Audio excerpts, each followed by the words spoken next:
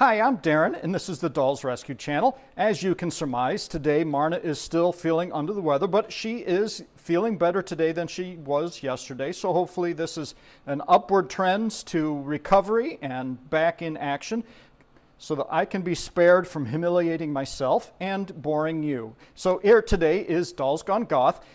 This is a challenge that Marna and Dory at Dory's Dolly puts out every month to show your goth dolls, whatever that may be, however you may interpret that. And on the 20th of the previous month, they came out with they always announce the upcoming theme. And the theme this month is Merry and Bright.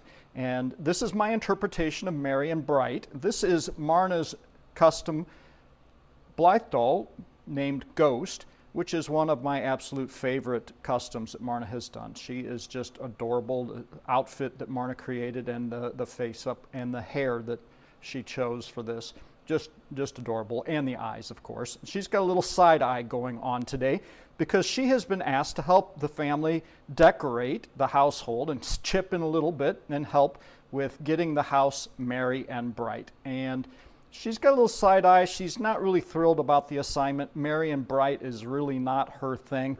And as an ethereal spirit, she likes to kind of hide if she can, but somehow she's been nabbed and she's going to get it done. She's managed to get the angel here lit, and hopefully she'll get her in place and moving on to the next task. Anyway, this is my little silly contribution.